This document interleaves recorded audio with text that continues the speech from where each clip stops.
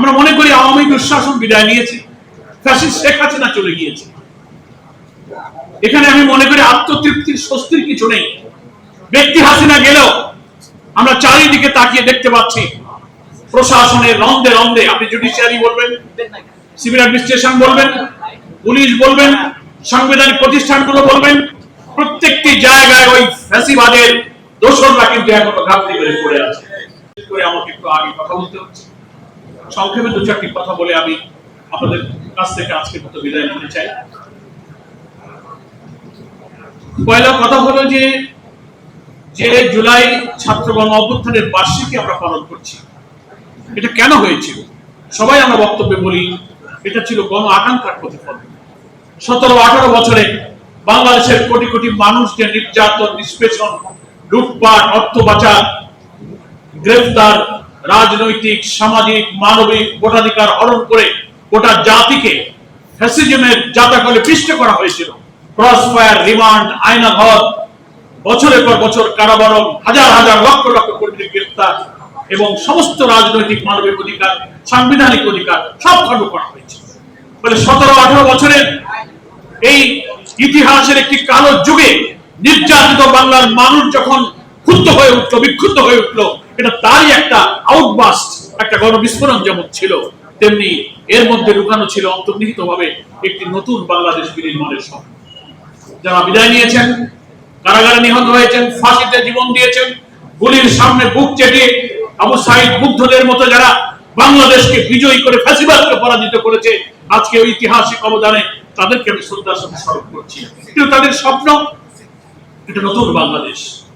বিএফইউজের আজকের এই আয়োজনে আমাদের নতুন করে শপথ নেওয়া উচিত।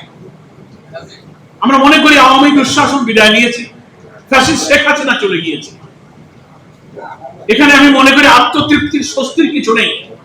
ব্যক্তি হাসিনা গেলেও আমরা চারিদিকে তাকিয়ে দেখতে পাচ্ছি প্রশাসনের রন্ধে রন্ধে, আপনি জুডিশিয়ারি বলবেন, সিভিল অ্যাডমিনিস্ট্রেশন বলবেন, পুলিশ বলবেন, সাংবিধানিক প্রতিষ্ঠানগুলো বলবেন, প্রত্যেকটি জায়গায় ওই ফ্যাসিবাদের দোসররা কিন্তু এখনো ঘাপটি করে পড়ে আছে। ফলে একজন ফ্যাসিস্ট গেলেও এই দেশ থেকে ফ্যাসিজমের বিদায় হয় নাই। ফ্যাসিজম একটি চরিত্র, ফ্যাসিজম একটি কর্তৃত্ববাদী শাসনের,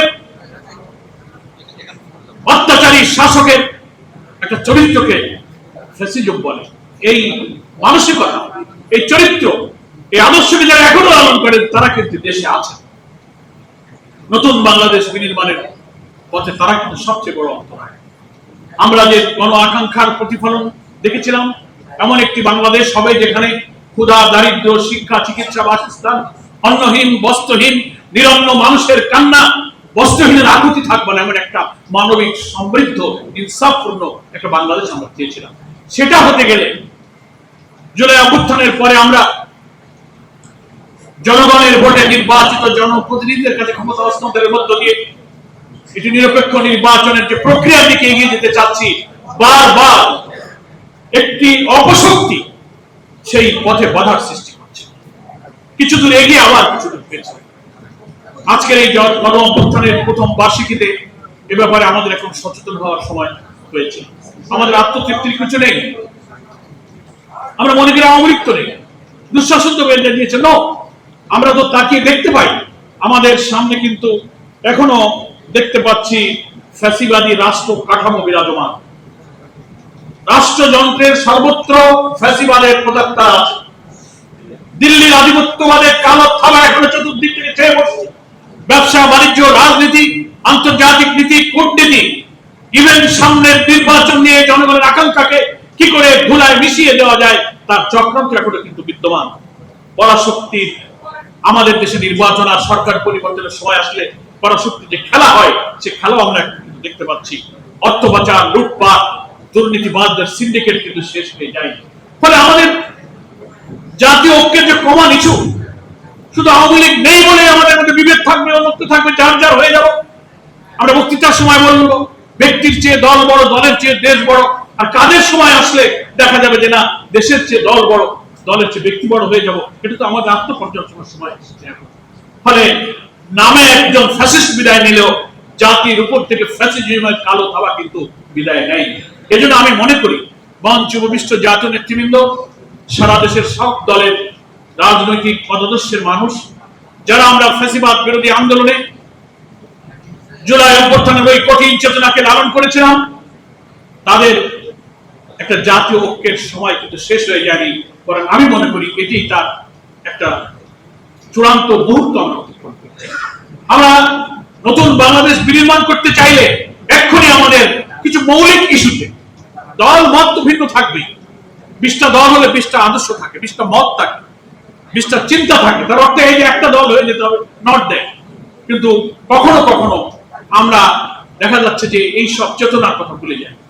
যখন টেলিভিশনে অথবা গণমাধ্যমে অনলাইনে যখন জোরে অভ্যুত্থানের সেই রক্তাক্ত স্মৃতিগুলো কি করে গুলি করা হচ্ছে, হেলিকপ্টার থেকে শিশু হচ্ছে, মৃত লাশ পুড়িয়ে আগুনে ছাই করে দিচ্ছে, পুলিশের গাড়ি থেকে লাশ ফেলে দিচ্ছে, আবু সাইদ মুগ্ধদের বুক চেটিয়ে আত্মাহুতির দৃশ্যগুলো যখন দেখি তখন আমরা আবার যেন একটু রিয়েলাইজেশন করি আমরা কি করছি।